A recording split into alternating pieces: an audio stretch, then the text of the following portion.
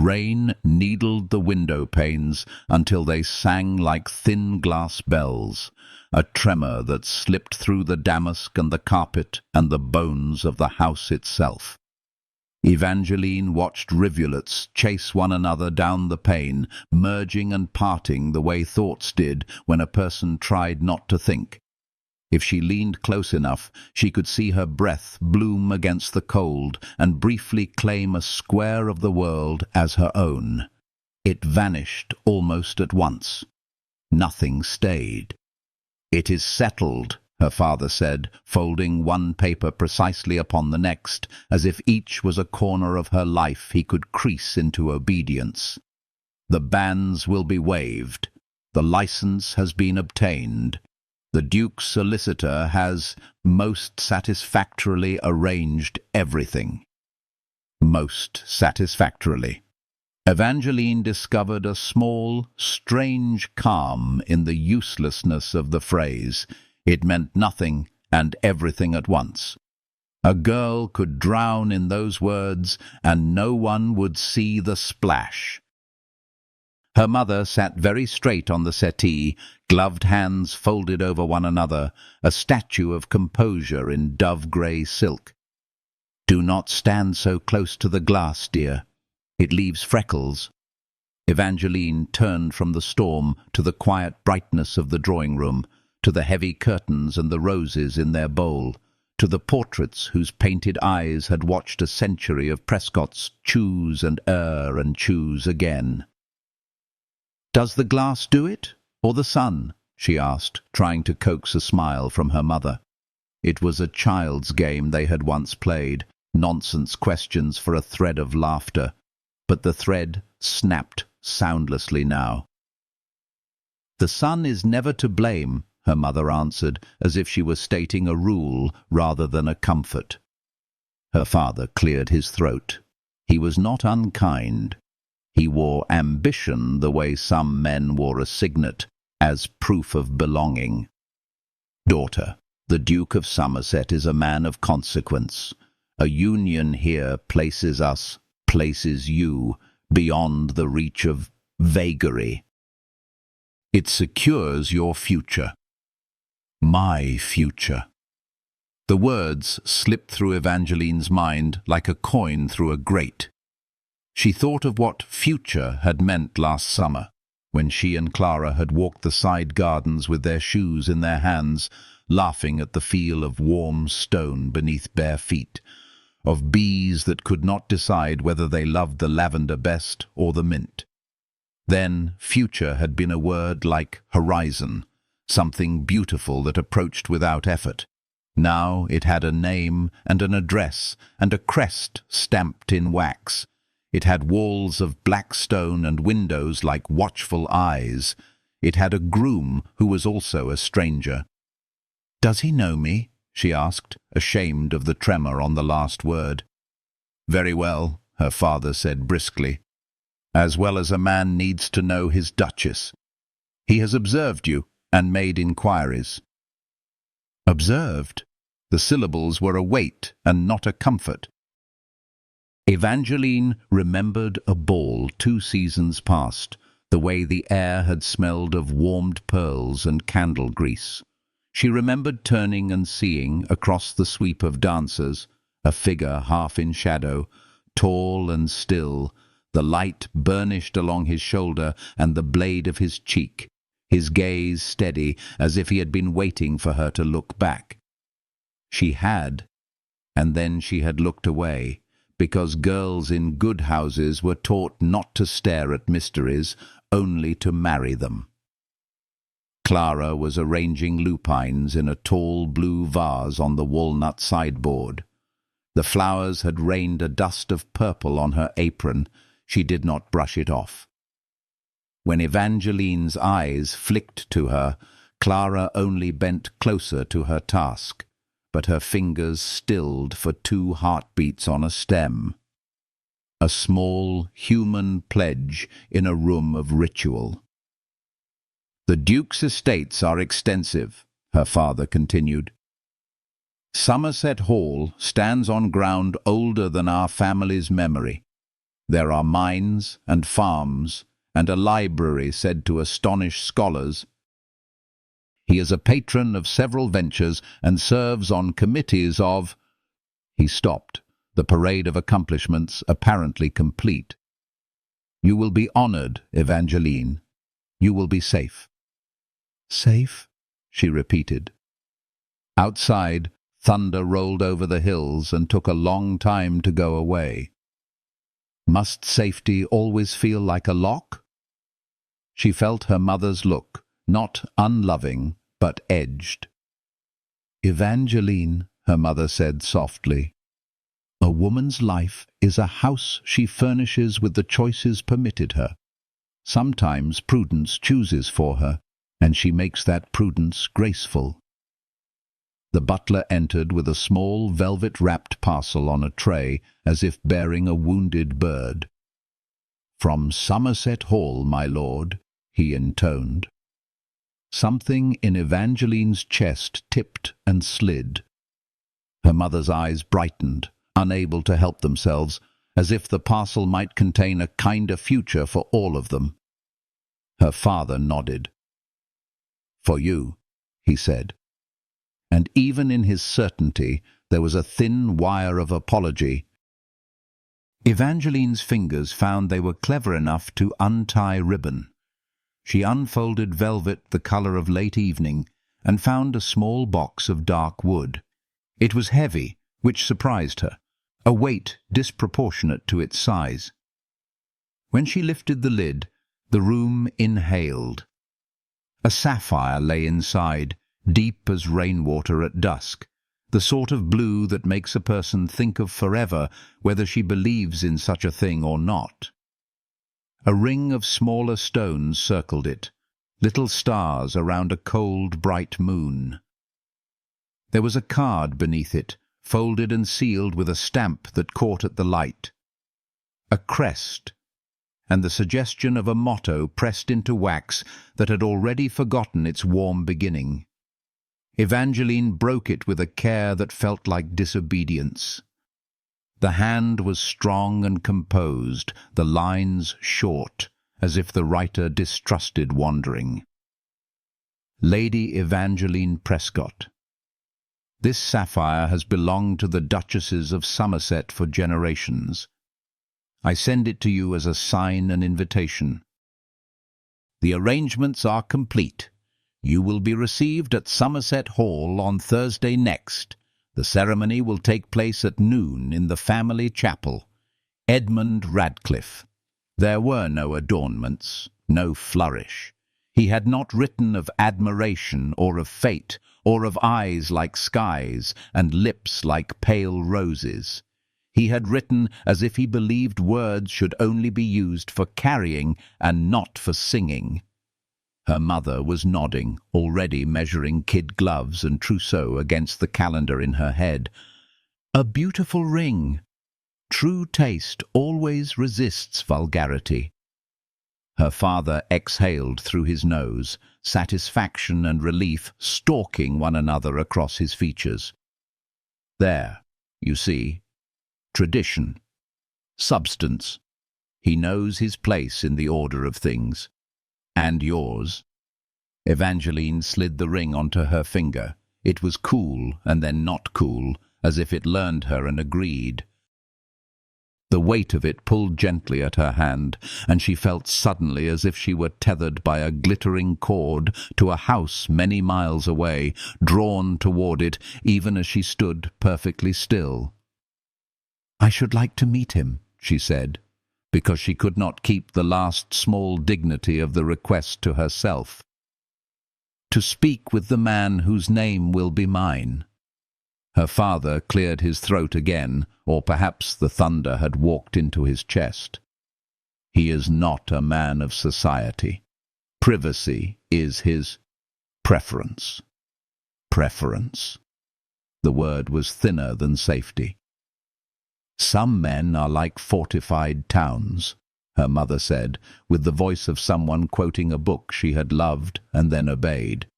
"Once inside the walls, dear, the market square can be very pleasant." Evangeline set the lid back on the ring box, and with that tiny sound the afternoon was decided. The rest of the day moved like a machine, the seamstress's arrival with a mouthful of pins and a lapful of chalk, the thinning and thickening of fabric over her shoulders, sleeves slipping like poured cream over her arms, her aunt's call, all whispers and speculation disguised as concern, the vicar sending word he would be honoured, the cook asking if the wedding cake should climb as high as last year's at Lady Harrington's. Every question arrived with its answer sewn in. When she could at last escape, she took the back stairs to the small room above the morning room where the light was best and where no one remembered to look for her. Clara found her without looking, which was a kind of love. "You've a new ring," Clara said, as if noticing a ribbon. She closed the door and left the busy world on the other side of it. "It is very fine." "It is heavy," Evangeline said. "All beauty is heavy, perhaps." Clara stood beside her at the narrow window where the ivy had decided long ago that paint was no deterrent. They watched the rain dull itself into mist. "I am to go without seeing him," Evangeline said, and felt the childishness of the complaint, like a bruise she did not want hidden. "It feels like stepping into a story written for me, and not a very good one, if the heroine has no lines." Clara considered, and the considering itself steadied Evangeline. Clara did not throw comfort like crumbs at pigeons. She baked the bread first. "There are stories where the heroine's first line is her best," she said. "Keep it sharp, my lady. Perhaps he listens better than he speaks. My mother says his preference is privacy. My father says his preference is order. I worry his preference is obedience, and he has merely no habit of saying the word." Clara's mouth tilted, that little hook of humour she offered when tears were a bad idea. "If his preference is obedience, I have every confidence you will change his mind, and, if not his mind, his habits." "Clara," she said, and found that single name held fear and gratitude, and the sudden, piercing ache of leaving. "Will you come with me?" "If you ask it," Clara answered without hesitation. "I ask it." "Then I shall accompany you to whatever ends the road chooses," Clara said, as if she were promising to sit up through a fever again, as she had when Evangeline was 12, and had thought dying would be an odd sort of adventure until it wasn't. "And you will bring your books and your stubbornness, and if the Duke mistakes either for discourtesy, I will teach you the politest way to contradict him." Evangeline laughed, a small, exhausted sound that still felt like a triumph. "You are a wicked girl." "Only on your behalf," Clara said lightly, and then sobered. "They say he lost his brother, long ago, in a way that makes it still now.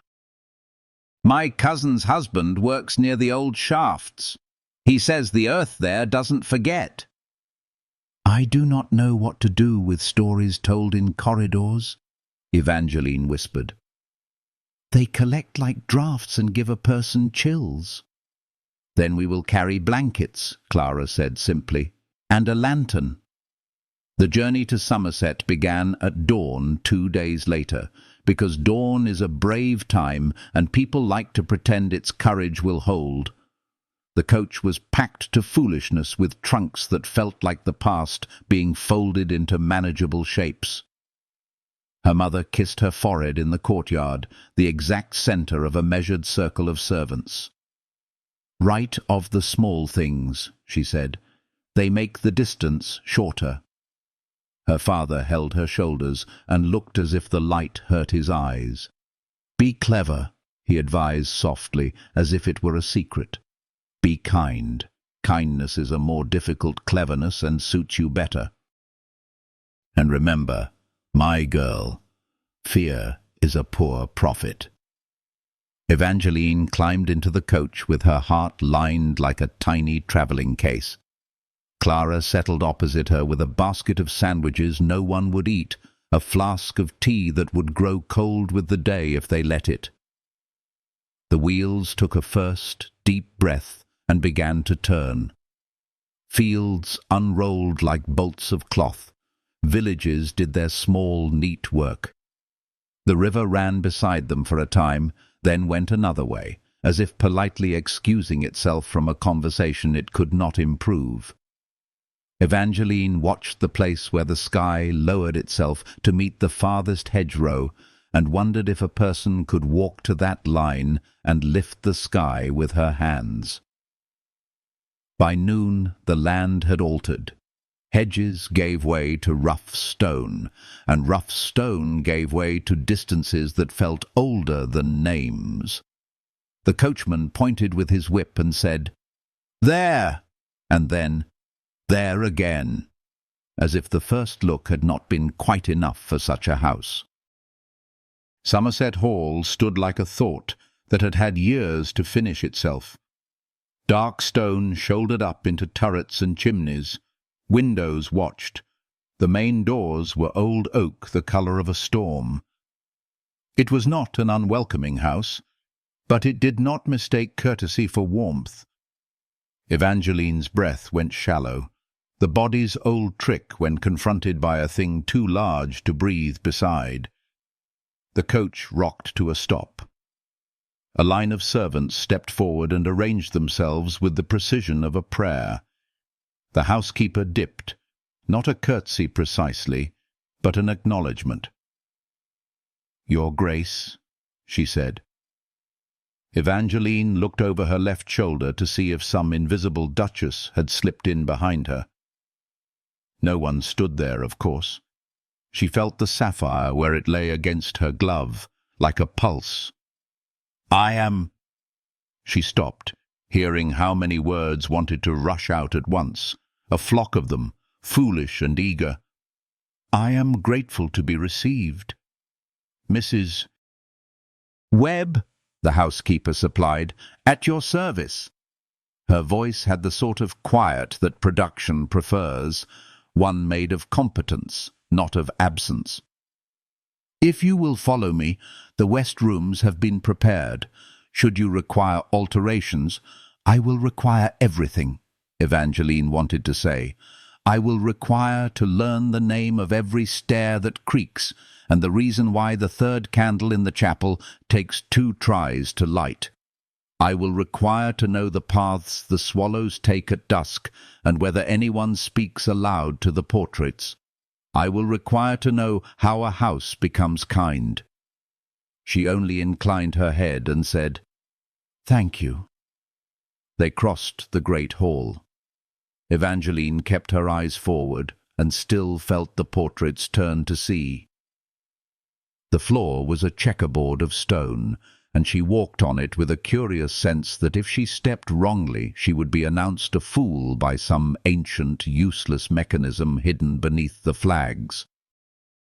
Her heartbeat made a second set of footsteps in her ears. In the rooms prepared for her, pale light lay along the carpet like silk.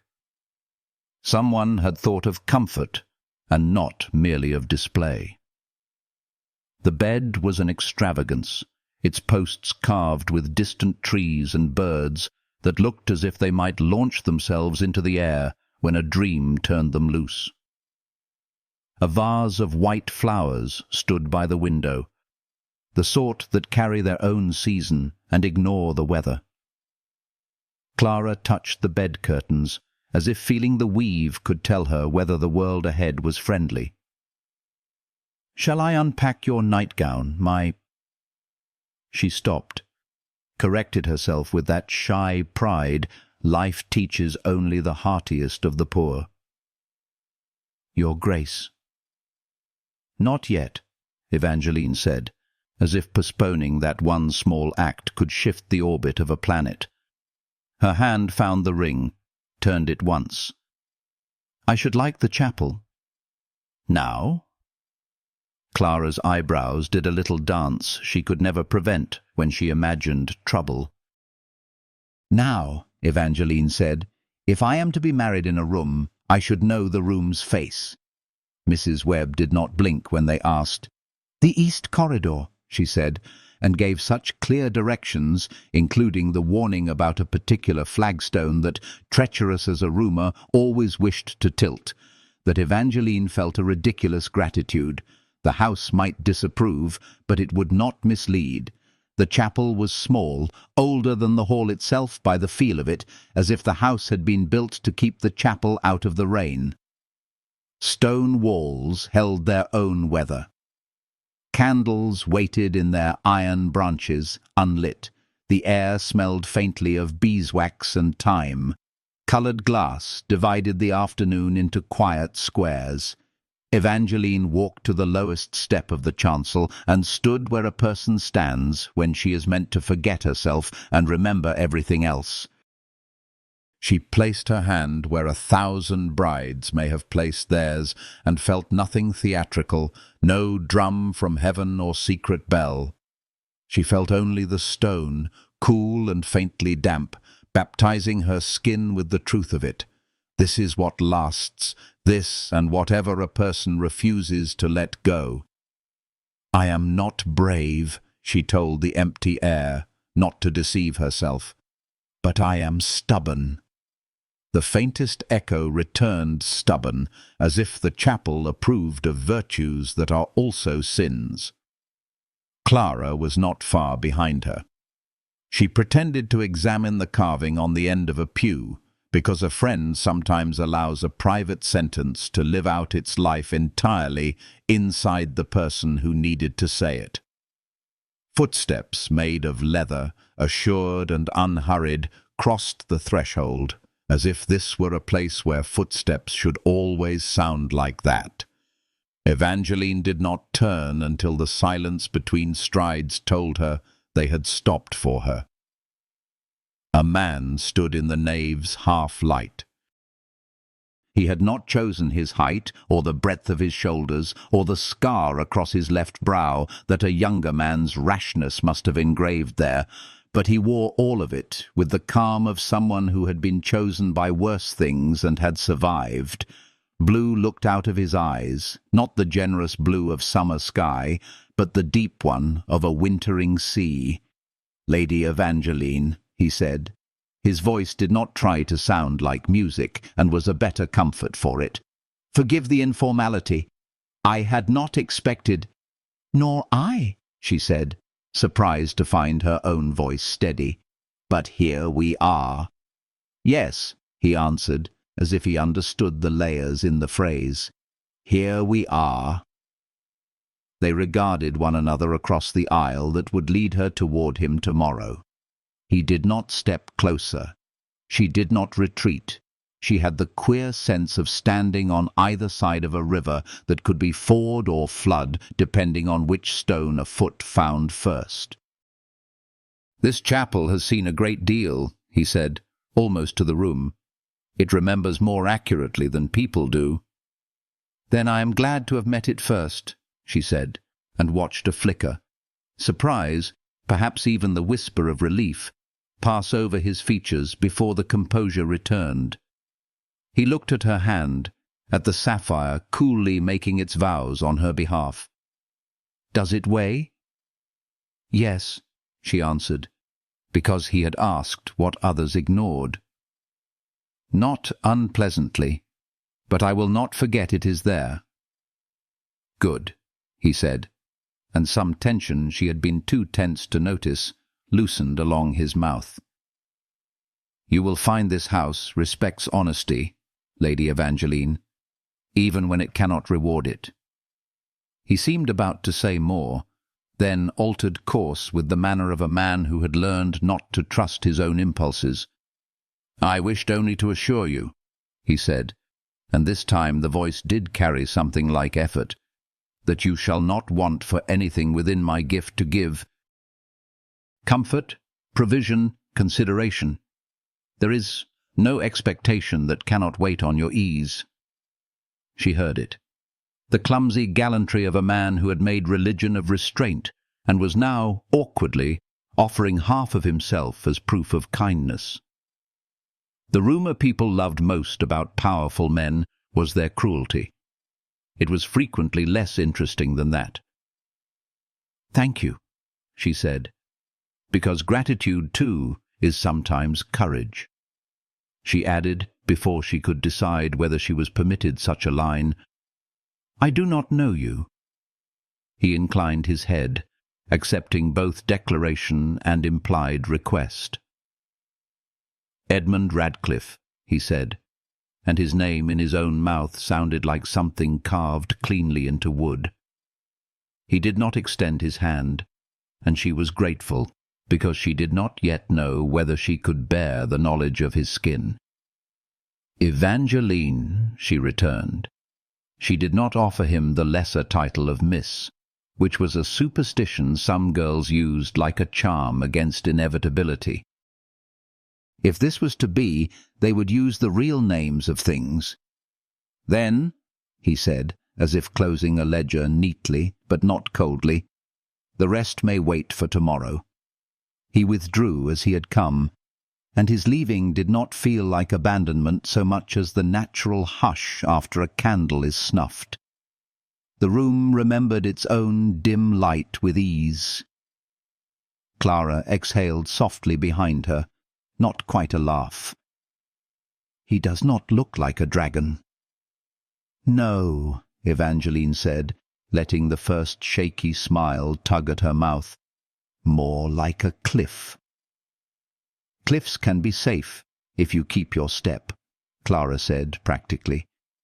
"Or very pretty if you stand back and paint them." They returned to the West Rooms by a route that was almost certainly not the most efficient, but did the important work of allowing Evangeline to learn the house's breaths and pauses, the way a particular window loved a particular hour, how one corridor bent not because it must, but because someone long ago had wanted it to. By the time they reached her sitting room, the storm had pulled itself into tatters. Clouds shredded to reveal a blue that matched neither her ring nor his eyes, and so felt mercifully indifferent to both. On the small writing table near the hearth, someone had placed a tray with tea and biscuits and a single sheet of paper. The paper had the look of having been taken up and put down several times. Evangeline lifted it and recognized the same steady hand from the card. A person does not always choose what he can say well. The lines read without flourish. "I am unused to making promises aloud, but I have learned to keep them. If fear is your companion tonight, let it be a guest and not a jailer. It is not invited to remain." E.R. Beneath the initials, almost as an afterthought, was a list, plain and unadorned. "If you wish the windows open, they shall be opened, even in January. If you wish to walk alone, you may. If you wish for company, send. If you wish for music, the pianoforte will be tuned by morning. If you wish to sleep, sleep. If you wish not to be troubled, I can be absent. If you wish for conversation, I can learn." Evangeline felt something loosen at the base of her throat, a knot she had not dared to touch, for fear it would draw tighter. She set the paper down as if it might break into gratitude under rough handling. Clara, reading upside down without even pretending not to, made a small approving sound that she usually saved for well-baked crusts. "There now," she said. "A cliff with a path."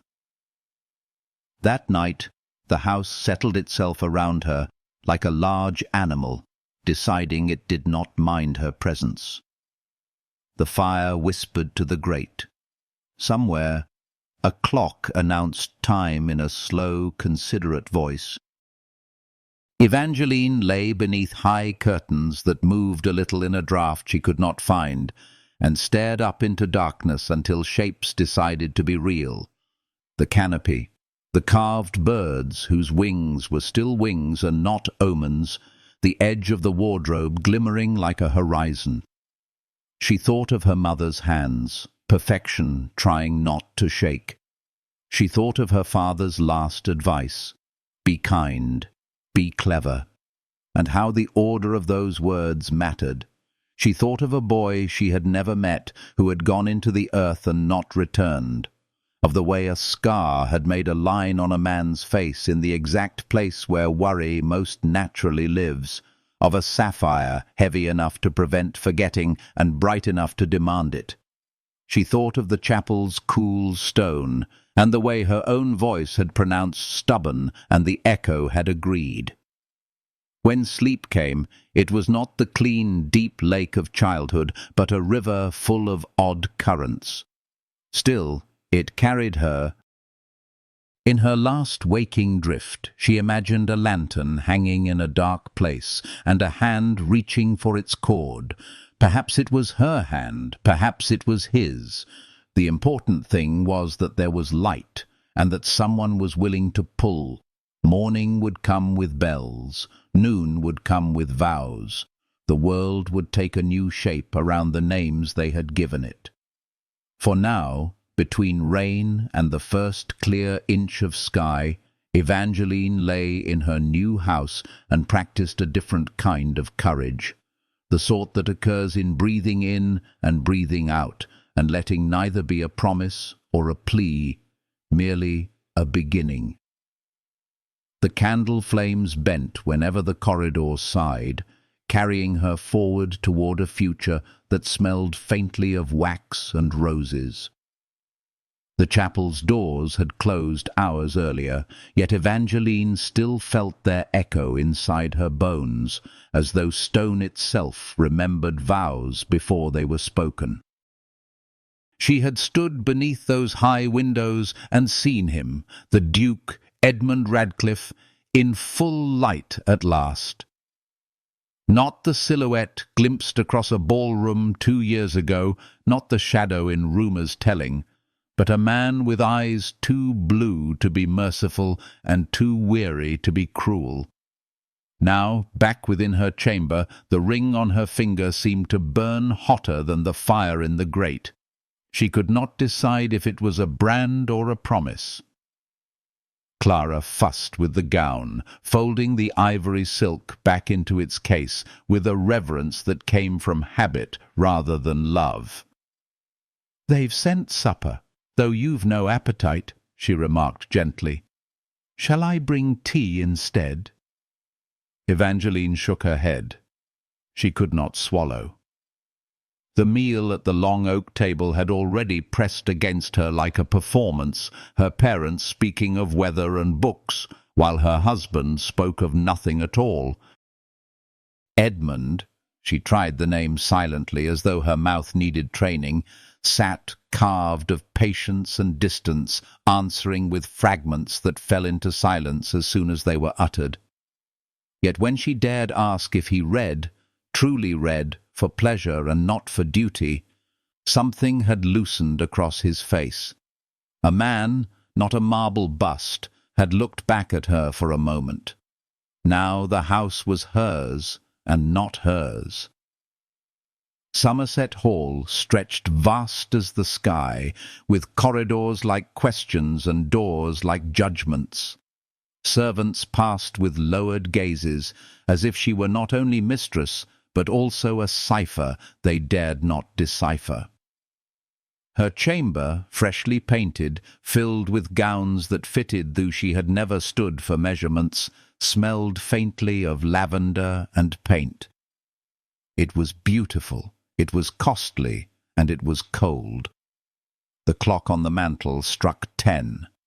Still no word from Edmund. The ritual of wedding night had been whispered about by girls with fans and giggles, a scene painted in blush. Evangeline had prepared herself for endurance, for surrender, even for violation if cruelty proved stronger than rumour. What she had not prepared for was silence.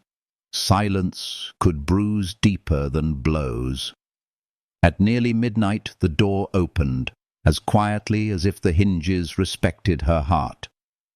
Edmund entered, dressed still in the dark suit of their vows, his cravat loosened but not discarded, his expression carved into unreadable lines.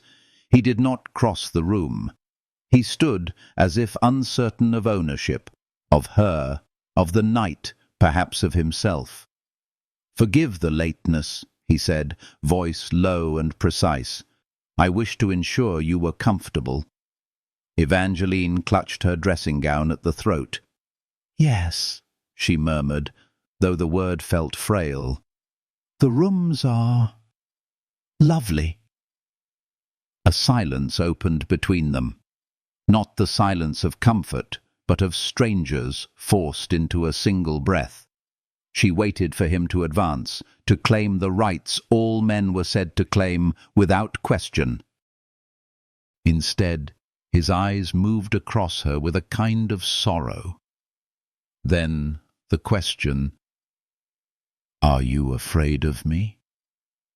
Her lips parted, closed, opened again.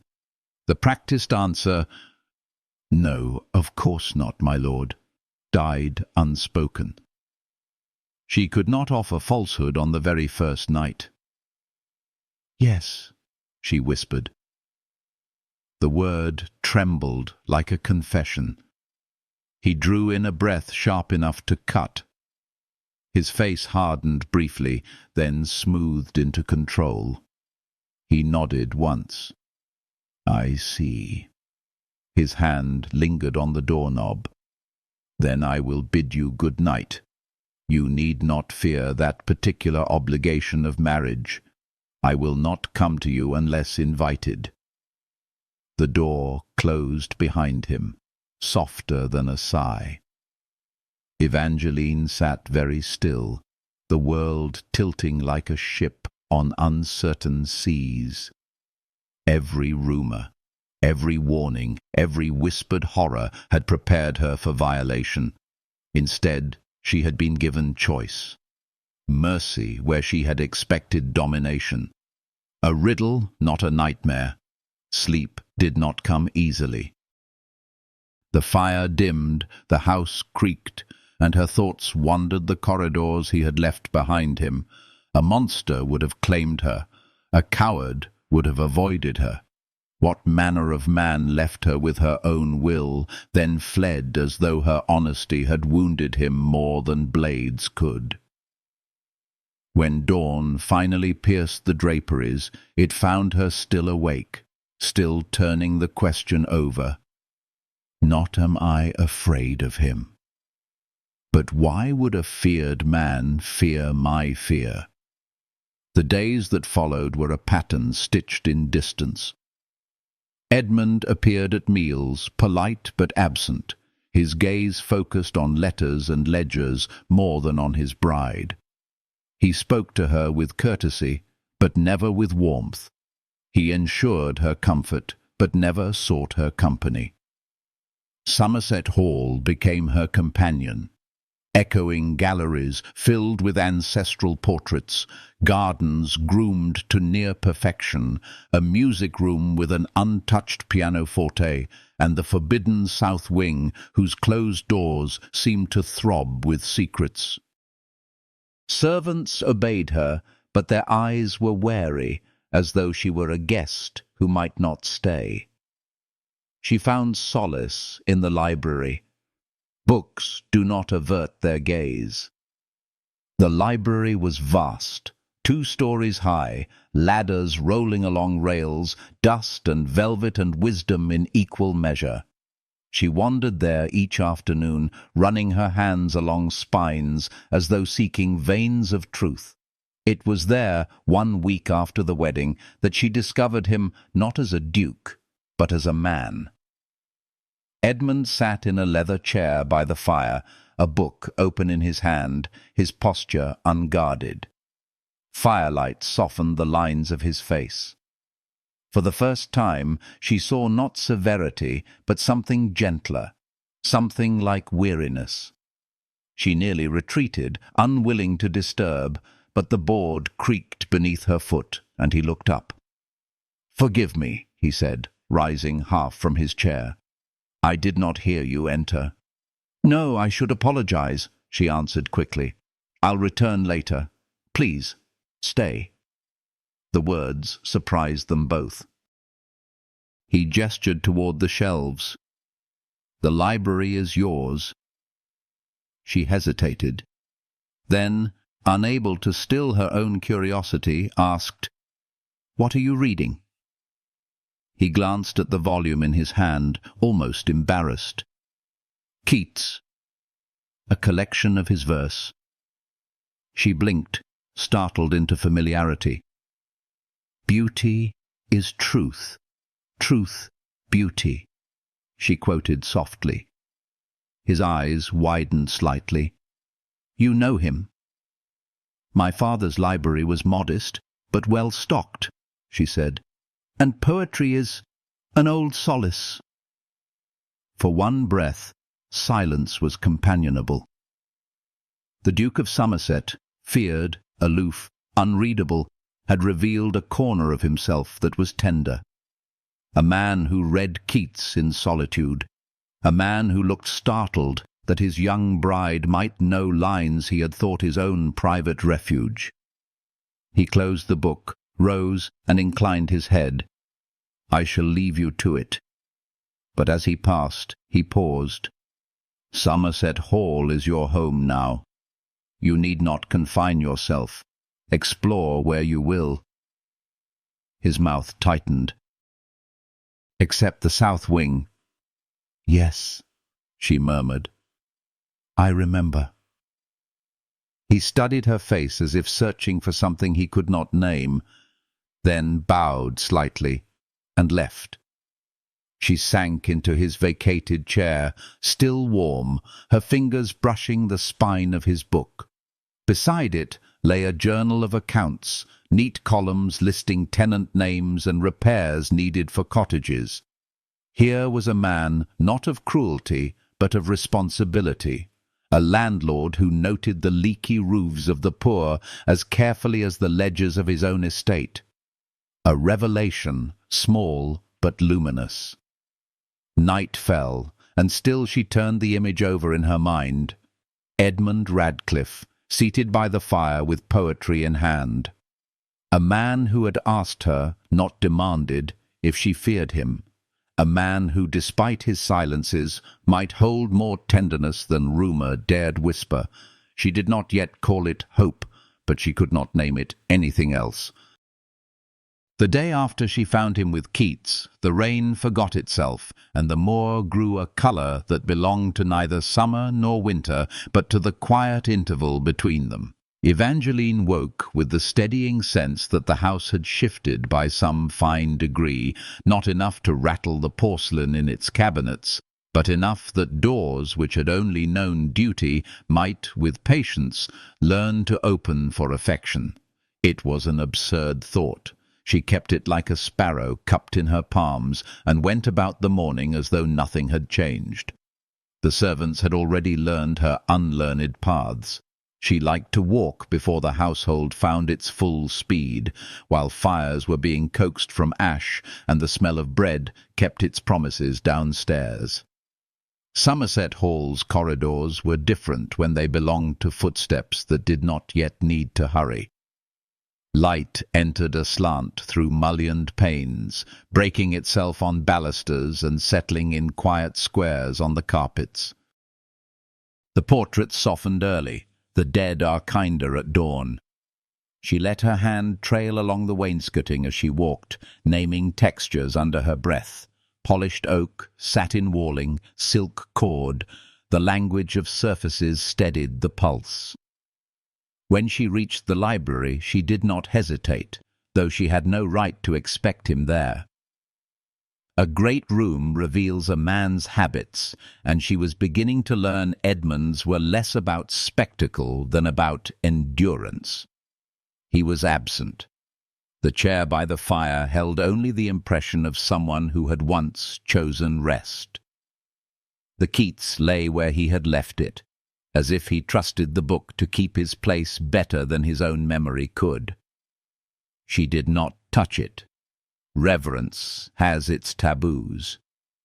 Instead, she walked the upper gallery where the ladders slept. Dust motes floated like small absolutions. She did not seek scandal so much as understanding. Scandal was what people invented when they could not be bothered with the work of mercy.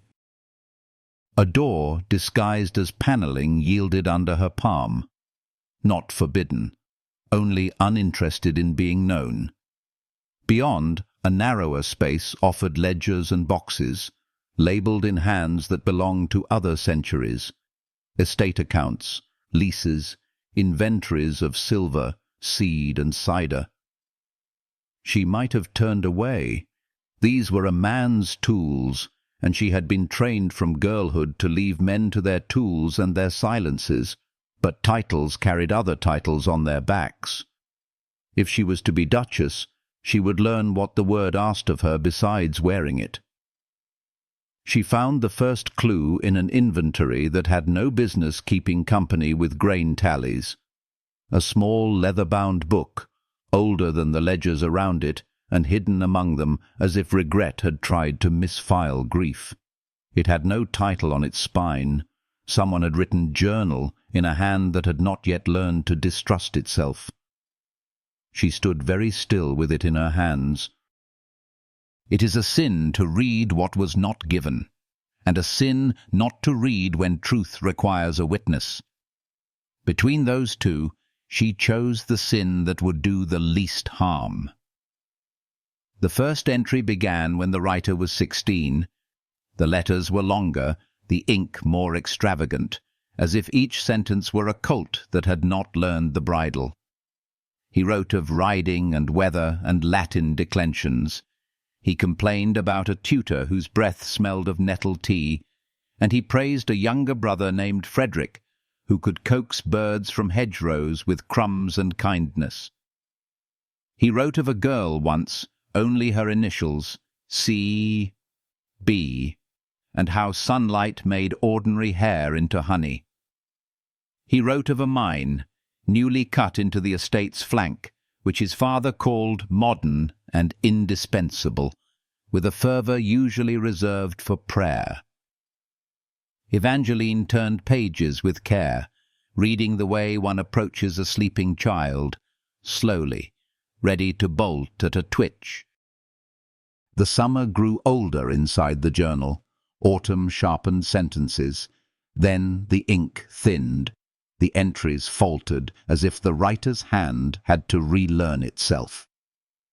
April 15th. Father insisted I accompany him to the new seam. Frederick begged. Mother said he would be safe with us. He is clever with dark places. He does not fear them. He thinks they are only the world without windows. Beneath it, a smear like something had fallen and been blotted. April 21st followed, and the words were not longer. They were broken. The tunnel gave. I heard him call my name once. It is a bell that will never stop ringing. I went forward, and the earth answered with stone. Father pulled me back and swore at God. The physician says I would have died also, and that this is some comfort. It is not. Mother sleeps and does not wake and sleeps again. I would like to trade all the coal for 1 hour. Several leaves had been torn out. The next page was dated months later. The hand was smaller, contained, as if grief had taught it to write in tight rooms. Father drinks. Men who work the seam wait for wages we cannot pay, while the sheriff counts our candlesticks. I went to the cottages and looked at cracked roofs and promised repairs I do not know how to make. C.B. will not come to the house. I do not blame her. The south wing is closed. The windows there do not want light. This sentence is a door I do not open in daylight. I wish I had died with him. Evangeline did not know she was crying until a drop fell and made a darker moon on the page. She closed the book and held it against her breast the way one puts a hand to a wound. There is a kind of grief that turns a boy into a fortress, and another that turns him into a lighthouse. Perhaps Edmund had been both. The two are not as different as people like to think. A sound at the door made her start. She wrapped the journal in the respectful duplicity of a handkerchief and slid it back where she had found it. Mrs. Winters stood in the panelled doorway with the unapologetic stillness of a person who has learned how to appear without ever having sneaked. "Your Grace," the housekeeper said, and for the first time Evangeline heard something underneath the courtesy. Concern, perhaps, or recognition. "You have discovered the steward's recess. It is a useful nook. Much of Somerset's memory is kept here." "Memory seems heavier than silver," Evangeline said, surprised at her own frankness. She waited for reproof. Mrs. Winter's gaze remained level. "Silver can be carried if a footman has enough cousins," the housekeeper replied. "Memory has to be shouldered by those the weight chooses." They stood in a pause that was not uncomfortable. Evangeline, trembling a little with the indecency of having read those pages, understood that she had come to a precipice. She could pretend ignorance and keep peace, or she could speak and risk an avalanche that might bury her before she had learned the mountain's paths. "Mrs. Winters," she said, "did the Duke have a brother?" The housekeeper's expression altered not at all, yet the room felt suddenly colder, as if a door had opened on a night they had not been expecting. "He did," she answered. "Frederick, many years gone now." "How?" The question leapt like a fox before she could leash it. "Forgive me." Winter's eyes softened by such a fraction that it felt like a benediction. "Your Grace, the house does not punish honest curiosity. It knows the harm that ignorance does." The mine collapsed. The previous Duke was there with his sons. It is not a tale to be told with details. It is one of the stones the hall was rebuilt upon. Evangeline gripped the edge of the table with her fingers hidden in the folds of her skirt. "And," she did not wish to say the initials aloud, as if she were conjuring someone who no longer had a body, "there was a Miss Blackwood."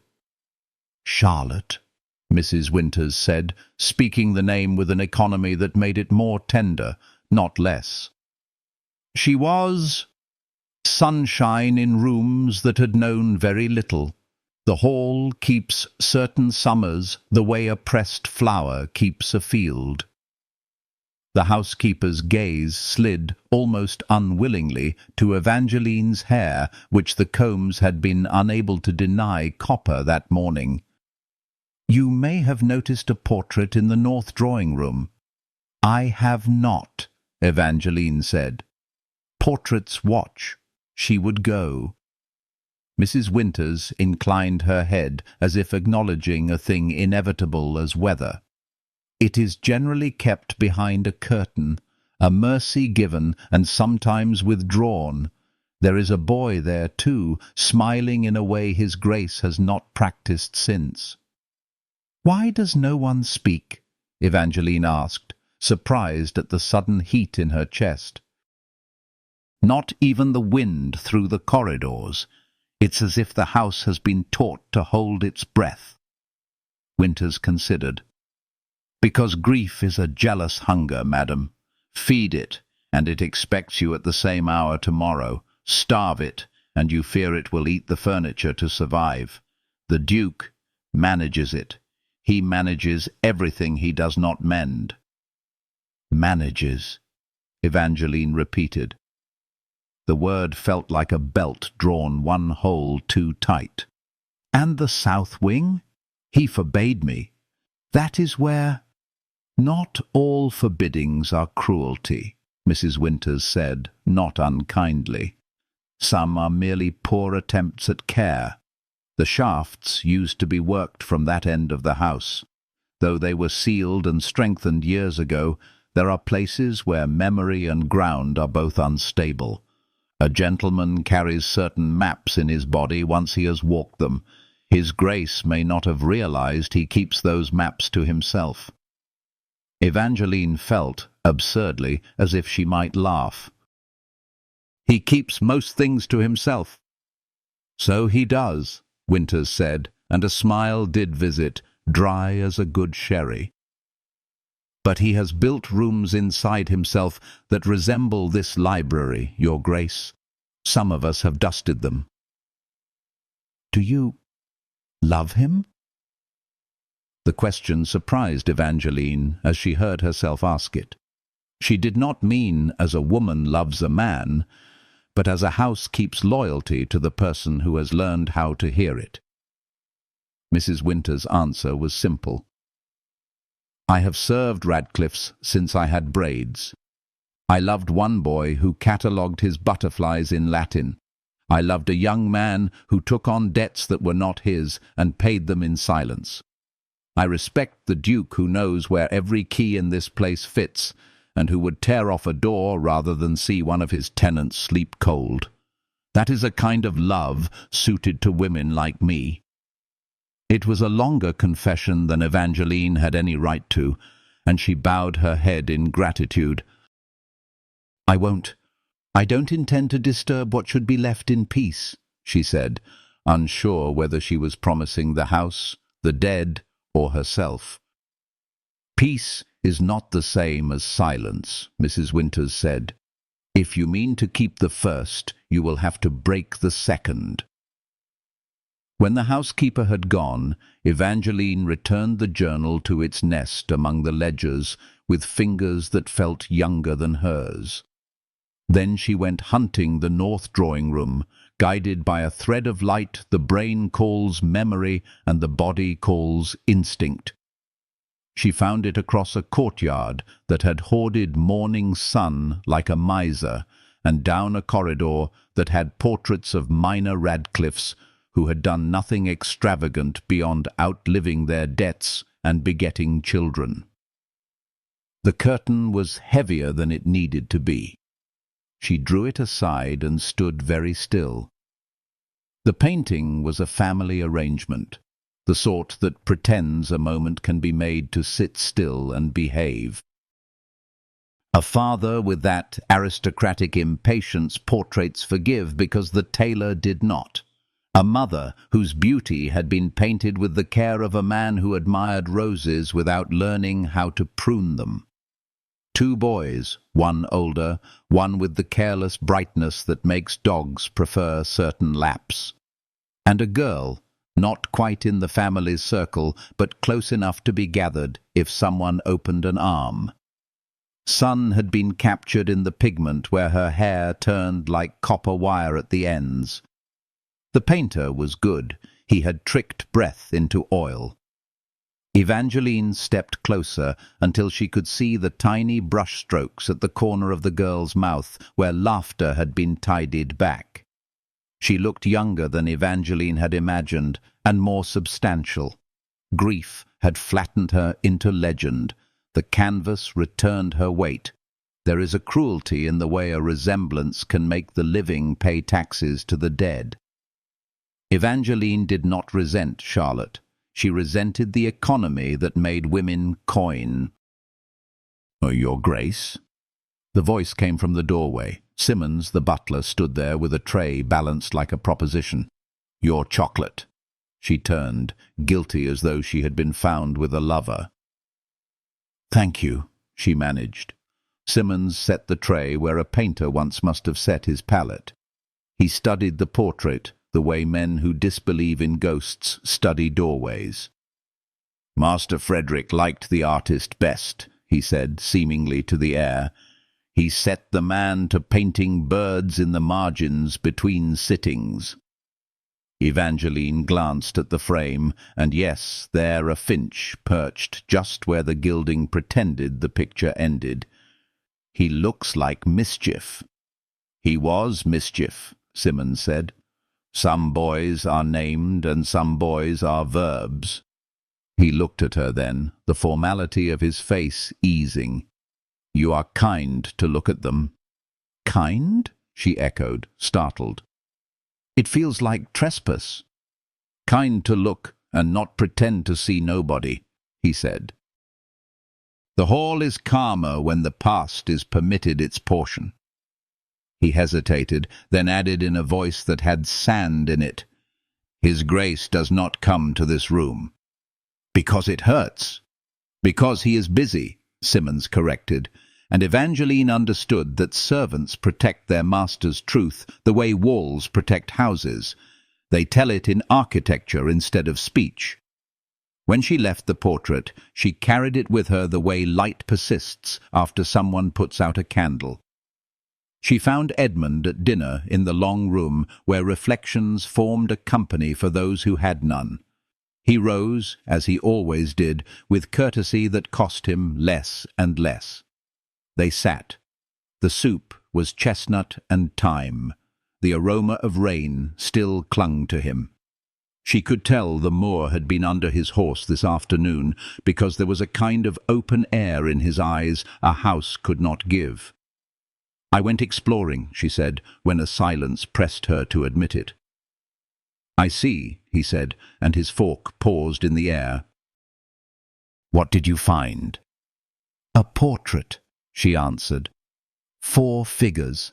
A boy who would not sit still, a girl whose hair refuses to behave even in oil. He set the fork down. He did not look like a duke then. He looked like a man who had realized the room contained a cliff he had been walking beside without a lantern. "The painting should have been removed," he said. "I meant to order it." He stopped. "I prefer not to be reminded of what cannot be altered." "Does forgetting ever alter anything?" she asked softly.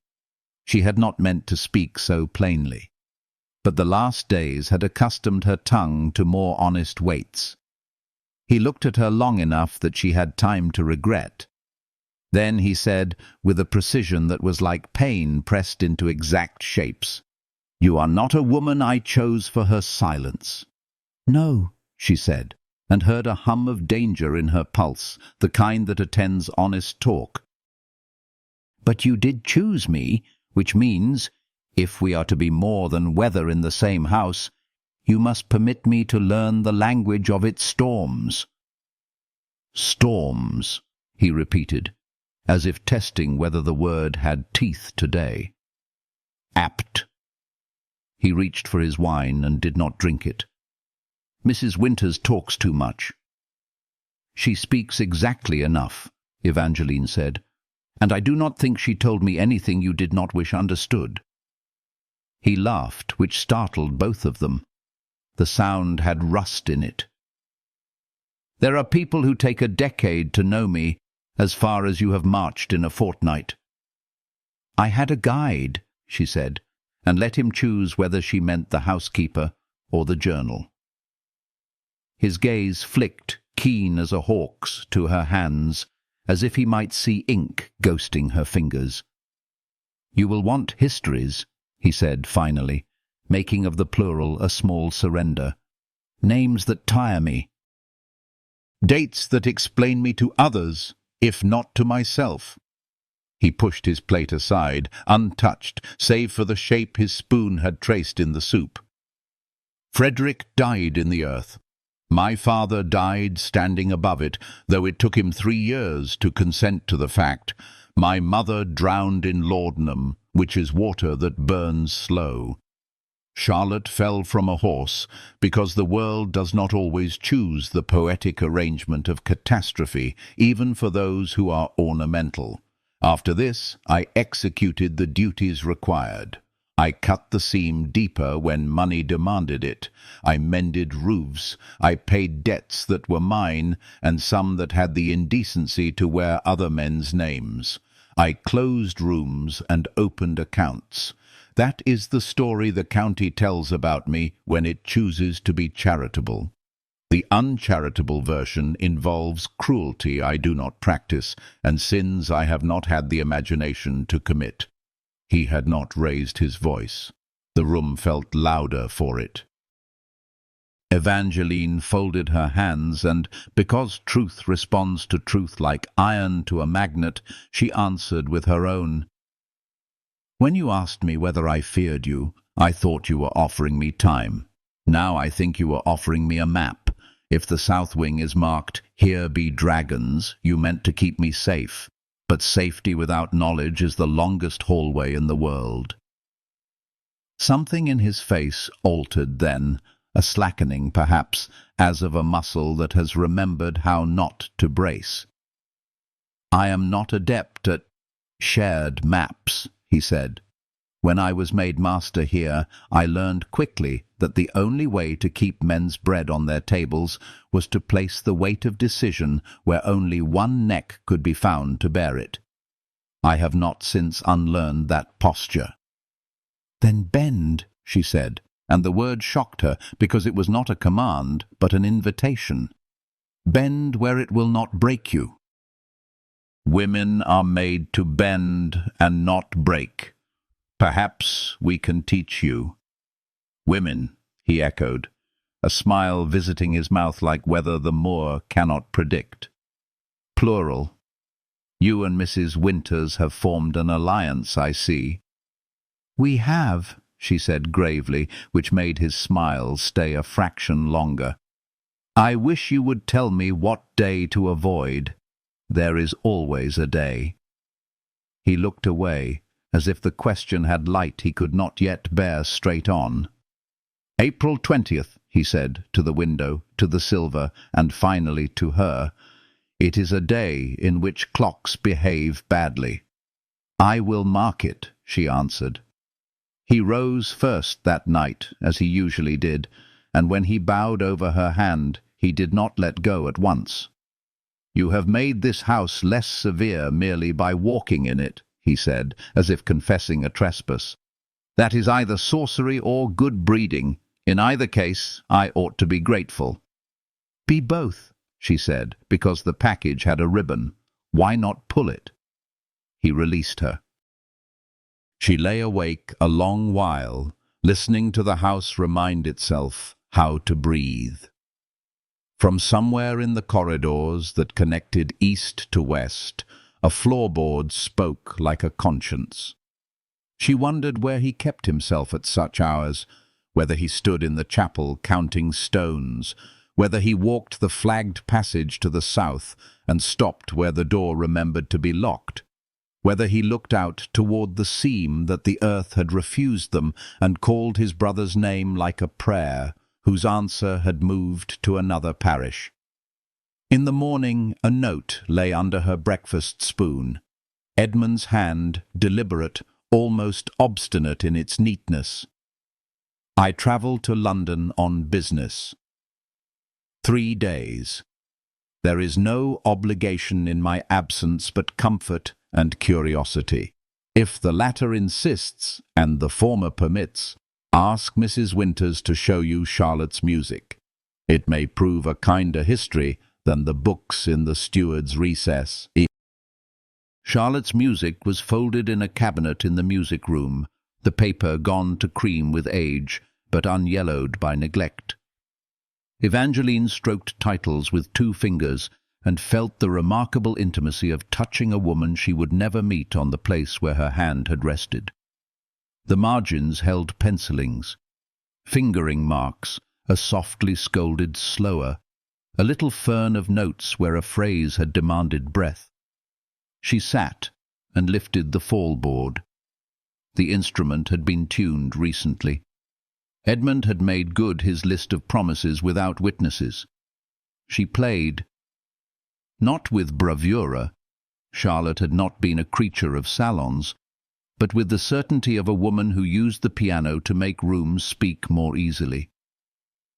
The first melody was simple, as though designed for mornings. The second had a turn in it that hurt a little, like laughter that remembers an old bruise. Evangeline lost herself the way people do when work becomes prayer. A maid had come in at some point with flowers and stood very still, unaccustomed to music making the furniture gentler. After, Evangeline traced the penciled word again and felt foolishly as if she had obliged. The house, with Edmund gone, permitted her a different sort of listening. She learned which doors were never quite shut and which servants talked while they dusted when they believed the heirloom could keep a secret. She learned the kitchen's politics, a monarchy with Mrs. Potter as sovereign and the scullery maids as the realm's oceans, always in motion, carrying other people's ships. She learned, to her astonishment, that Simmons had once been a footman with a temper. The temper had burned itself into iron, which is how one becomes a dignified man without altering one's beginnings. She also learned where the south wing began to sour. It was not dramatic. There was no scent of sulphur, no shiver of uncanny. Only a slight change in the air where the corridor bent and thickened the way a throat does before tears. A faint coolness where stone remembered something it had agreed to forget. The door that stopped her was not an iron-banded thing from a tale. It was ordinary, painted the same grey as the wall, with a keyhole that had no key on any ring she had yet seen. She stood before it with her palms out to either side the way one stands before a skittish animal. "I do not mean harm," she said, not to the door, but to herself. "I mean only to understand." Understanding, she had learned, is the most dangerous form of love, because it insists on changing both parties. A step behind her, familiar, careful, the way someone walks who does not wish to startle a bird. Mrs. Winters again, because fate and housekeepers share a fondness for arriving when they are needed. "Not today," the older woman said, kind and absolute. "When His Grace returns. He must choose the angle from which the past first sees you." Evangeline nodded. Submission, she discovered, can be a lovely cousin to wisdom when it chooses its host. "Very well." She turned instead to corridors where air moved freely. In the gallery beyond the saloon, she found a case of curiosities that some ancestor had assembled in a century when collecting was how rich men taught themselves about the world. There were shells and coins, a dragonfly pinned and framed with a label that made poetry by accident. Aishna Junshea, Caught on the South Meadow by F.E.R. And in a velvet-lined drawer, 2 lockets. One held a strand of hair so pale it might have been spun from a winter afternoon. The other held a scrap of ribbon like a blush turned into cloth. She closed the drawer, feeling intrusive, yet also oddly claimed, as if the house kept pieces of everyone who had loved it, willing or not. In those days, she wrote to her mother as promised. She did not write about mines or portraits. She wrote of the remarkable flavour of the cider, of a gardener who spoke Latin to roses and was gratified by their morality, of dawn on the East Lawn, where hares conducted their important and silly parliament. She wrote once that Edmund had a way of looking at windows, as if choosing which one might be persuaded to open, and that she suspected he had been closed not by vanity, but by weather. Her mother's reply came folded around advice about dinner partners and how to keep lace from wilting. At the bottom, in a line so small that only a daughter would find it, was, "When a man is a cliff, he is also a coast. If you can, teach him tide tables." Edmund returned without noise. She found him in the library at an hour she had learned belonged to his correspondence. His coat was dusty where travel had argued with wool. She thought he looked younger, which meant only that weariness had rearranged itself. "Welcome home," she said. The two words felt, to her astonishment, unsilly. He looked at her and flinched from gratitude as if it were a bright light. Then he let it fall on him after all. "Thank you," he said, and the syllables came out as if they had wanted to live this way for a long time.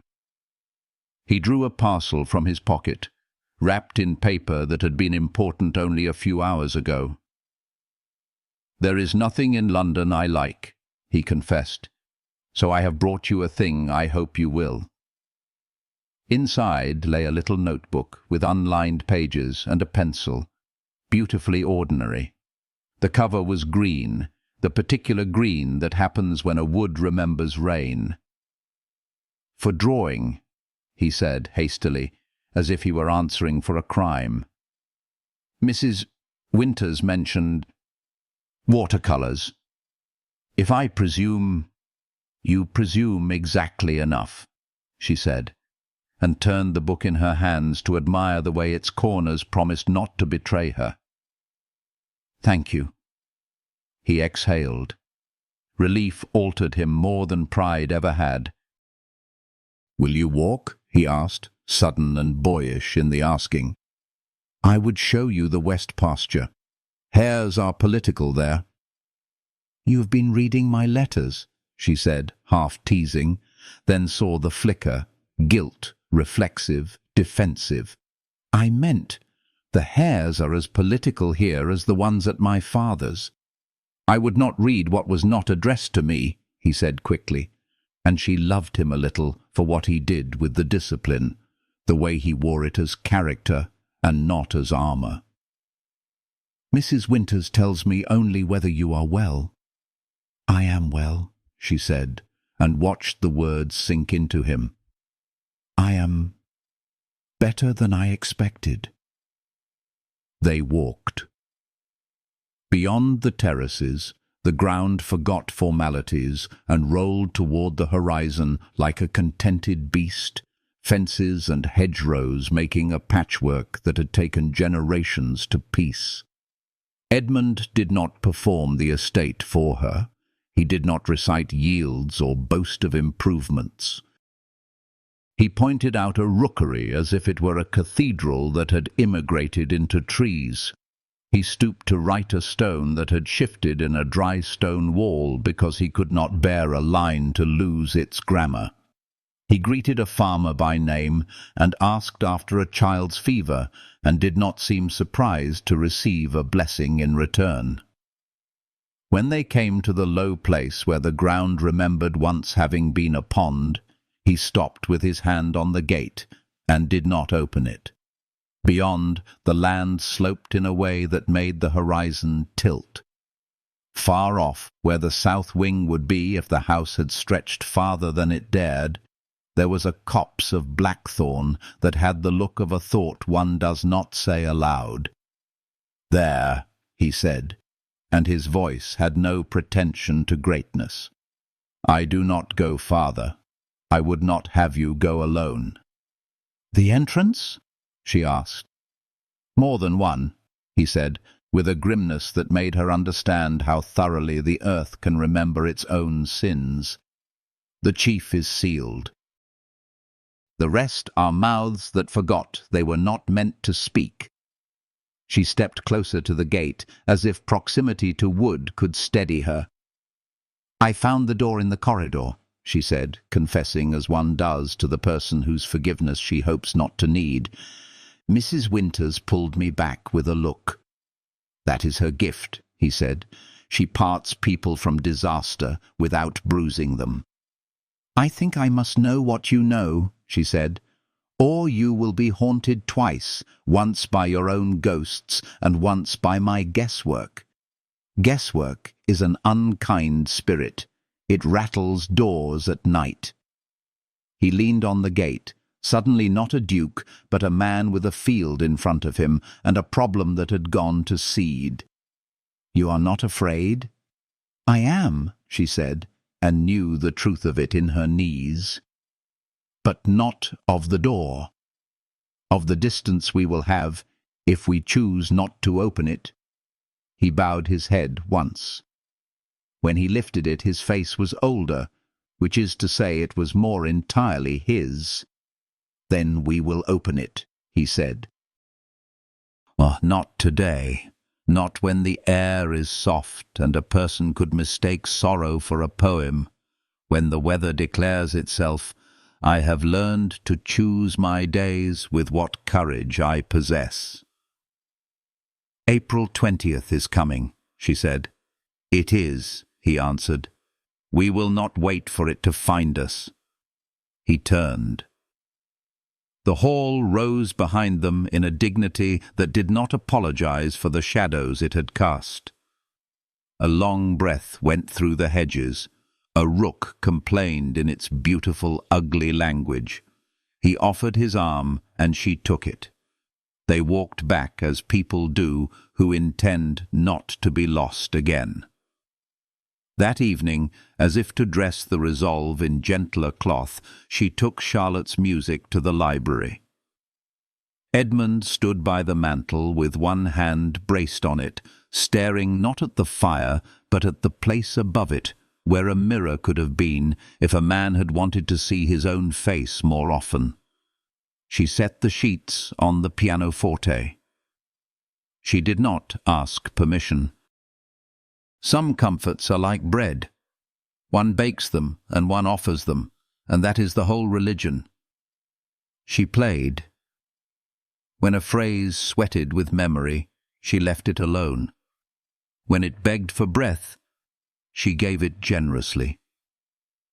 Edmund did not move, but when she reached the end of a piece, he said, in a voice that from certain distances would have been mistaken for calm, "She would have liked you." "I hope so," Evangeline said, "because jealousy is a pettiness love cannot afford when sharing a house with the dead. I like her.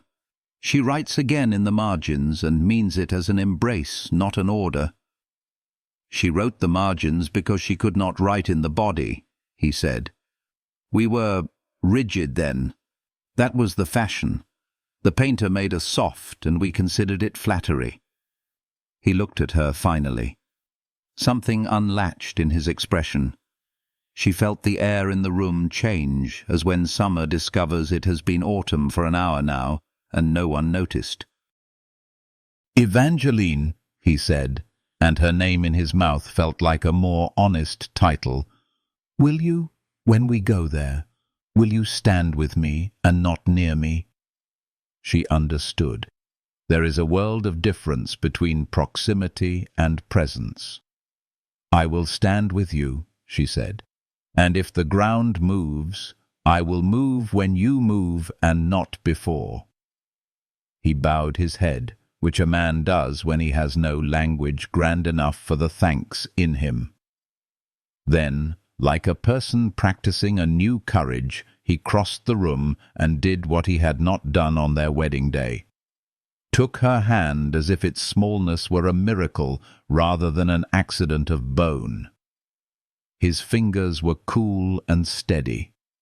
She could feel the line of the old scar near his brow, a geography learned by touch.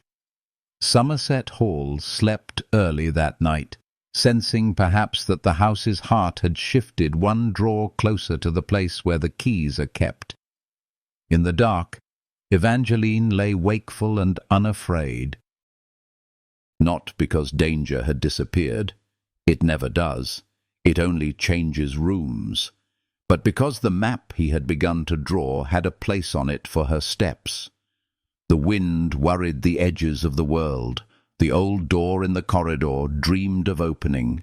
And somewhere, in a part of the house where the air remembered dust in a loving way, a journal waited uncondemned, forgiven for having told its truths to a woman who had promised to carry them without dropping any on the stairs. Morning would come without ceremony.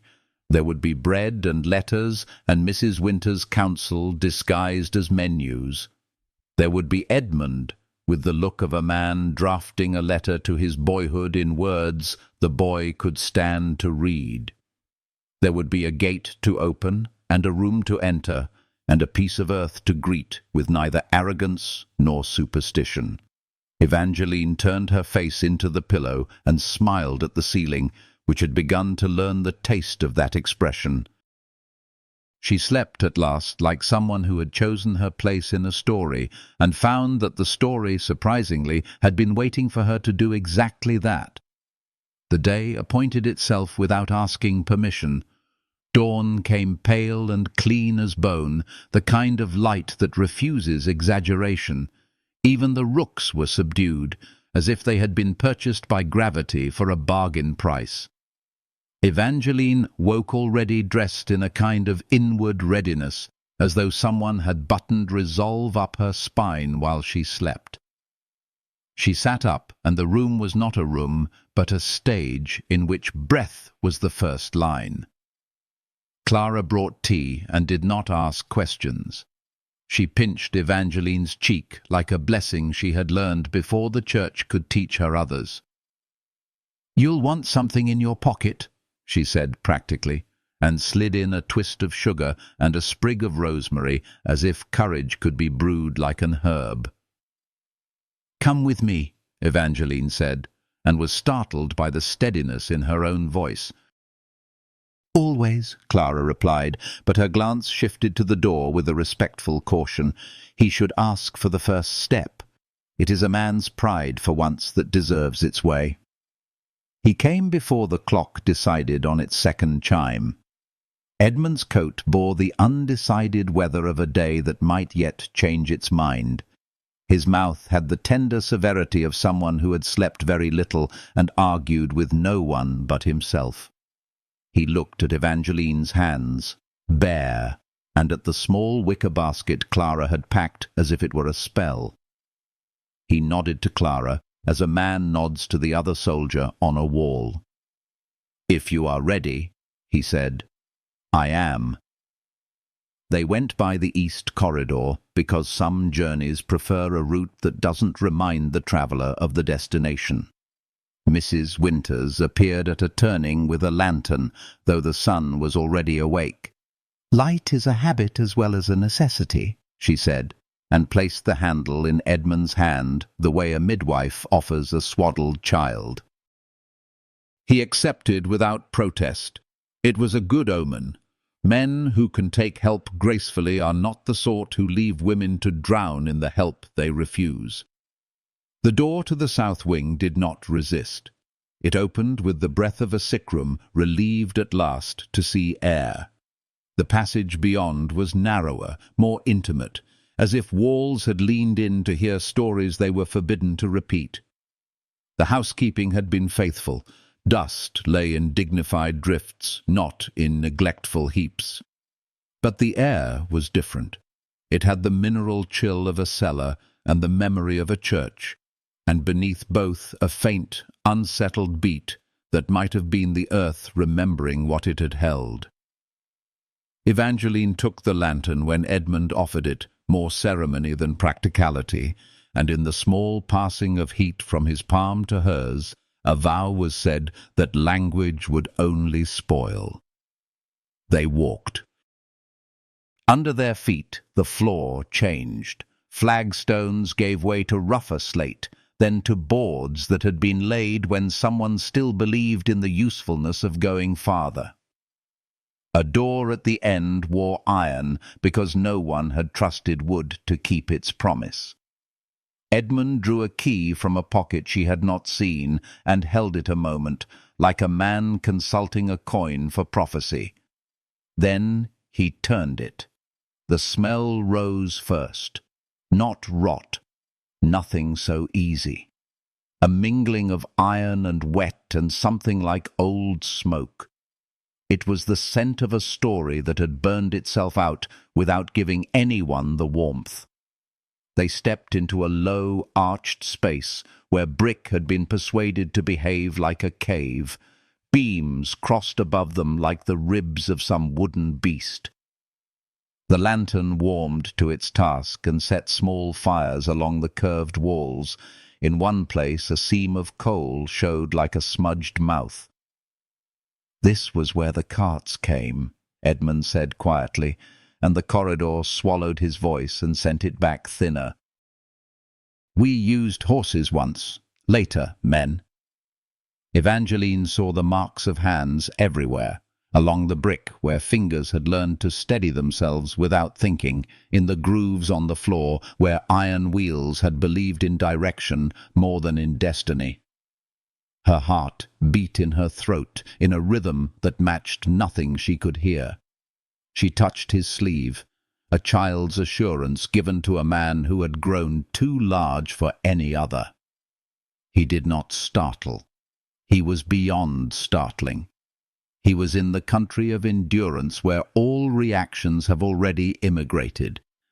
They passed a niche where a candle had been left in another century and had dried into a tallow flower. They passed a line of shallow shelves on which lay a clay pipe, a broken tin cup, a slate with numbers that had drunk water and forgotten sums. The little things of men at work were so cleanly ordinary that grief felt embarrassed to be grand. At the last bend, Edmund stopped. The tunnel beyond angled down into a darker dark.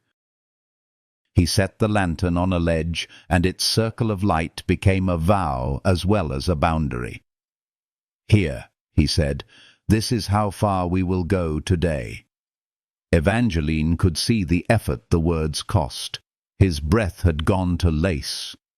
"How old were you?" she asked, because the body sometimes steadies when it can attach fear to a number. 17, he said. Frederick had cheeked the tutor and escaped down here to learn what work did to make men laugh so hard at trifles. My father and I followed with the righteousness of authority. We were fools. The timber was not what it ought to have been. The seam was proud.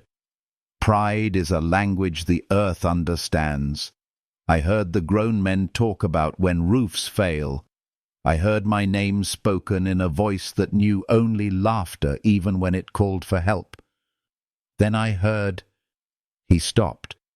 He swallowed his mouthful of stone. "You need not hear it." "No one ought." "Then let me give you something else to hear," Evangeline said, and she began to say his brother's name as a prayer, not once but again, each time adding a little life to it, as if breath could reach where wood and rock could not. Frederick as a boy with grass-stained knees. Frederick who loved dragonflies, and had perhaps once stolen a jam tart simply to see if sweetness was as disobedient as boys were told it was. She gave the name back, not to the past, but to Edmund's living, and saw how the shoulders before her changed, not loosening, not exactly, but finding a new way to carry. "Evangeline," he said, and turned. And in that small turn there was a relinquishment that would have been invisible to anyone who had not loved him enough to learn his angles. "I never meant to bring you here." "You did not," she answered gently. "You brought us." He laughed once, on an exhale that had not been taught the trick. "You are adept with pronouns." "They are the simplest machines," she said. "They build bridges, or they build walls. I am weary of walls." A sound came then that was not memory. The unmistakable crack of timber somewhere deeper in the old throat of the earth. It was not large. It was not the voice of catastrophe, only the clearing of it. But Edmund's body knew the dialect too well. He went still in a way a deer goes still moments before flight makes it holy. "Back," he said. "Now." Calmly. Then more calmly still, to keep panic from dressing itself as leadership. "We go back." They moved as people move when grace and fear are yoked to the same step. The lantern flared and then raised a complaint, like a child asked to walk too far. Evangeline put a hand to the wall to borrow steadiness and felt the brick cool as regret.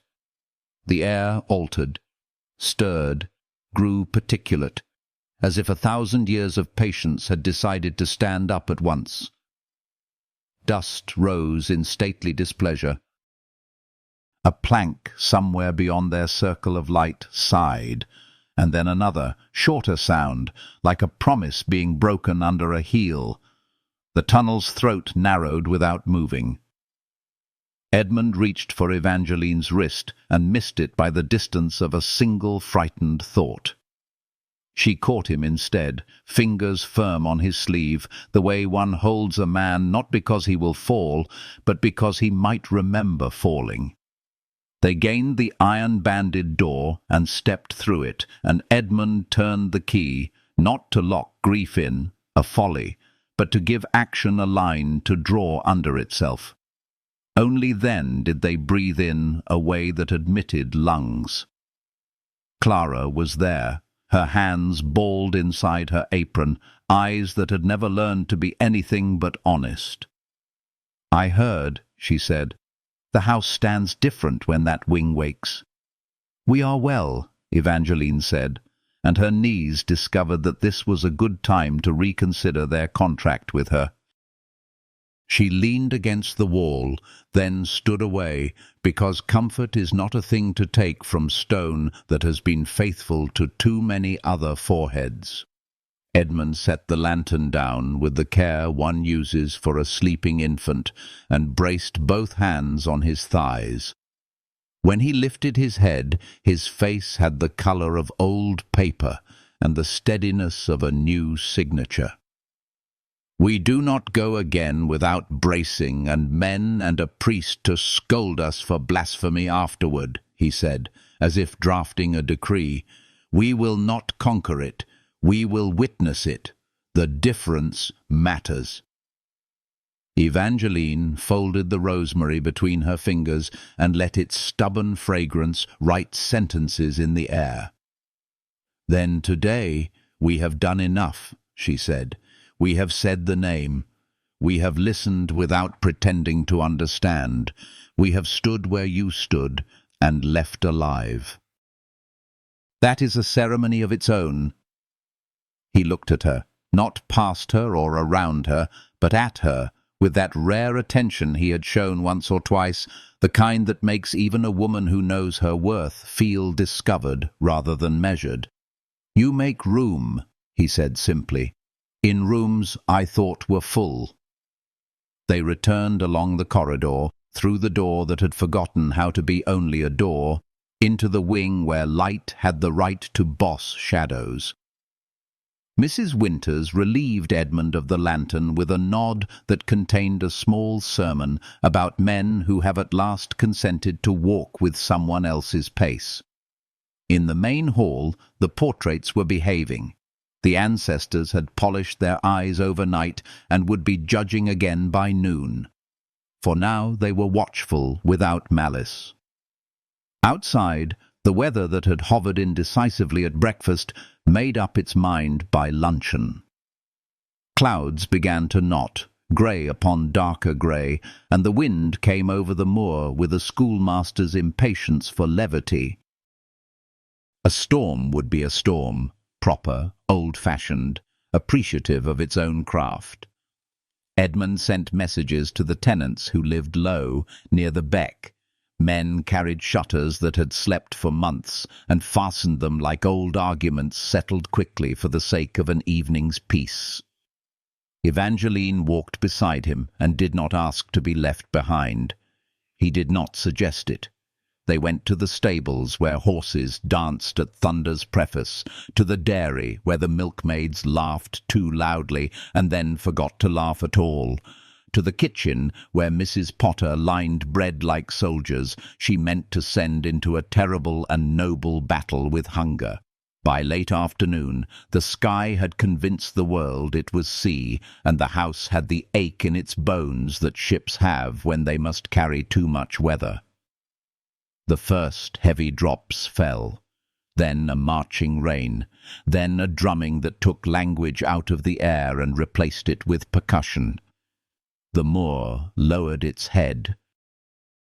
A stream that had been a polite guest at noon decided to be a landlord by 3.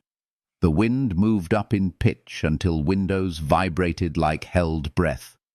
It was in that hour that a rider appeared at the west gate, soaked as if the sky had tried to make him new and failed. He shouted something that arrived in pieces. Simmons, who could hear through linen and time, translated, "Carter's boy, stuck, east culvert, cart turned." Edmund did not change coats. He changed into decision. "Tackle," he said. "Ropes. Lads who know knots, and lads who know how to be told." He turned to Evangeline and saw in her face not argument, but a readiness that would have insulted caution if it had been less pure. "No," he said automatically, then regretted it in the same breath. "Forgive me. Take me," she said. "I will obey. I have small hands."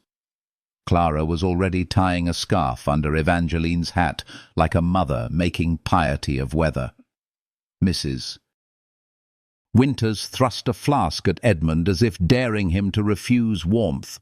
The world moved with the speed of necessity. In minutes they were on horseback. The rain fell with the intimacy of 1,000 small hands. The East Culvert lived where the land gathered a few innocent intentions and made mischief of them. They found the place not by sight first, but by the particular pitch of human voices that rise when the ground insists on taking what breath has not yet finished using. The cart lay canted, wheel up like a broken beetle. The stream had gone violent and carried its own arguments in foam. A boy's face showed pale between spokes and straps. He did not cry. Fear had made thrift of his sounds. "Hold there!" Edmund called, and men obeyed, because here was a voice that sounded like a plan. Ropes found trees, stakes found ground. Edmund waded into his thighs and hissed a word, and it was not a curse but something like apology to the water that was doing only what water knows how to do. "We lift by inches," he said. "On my count. You—" His eyes flicked. Evangeline realized he meant her. "You take the boy's hand when you can. Do not let him look at the wheel. Look at you."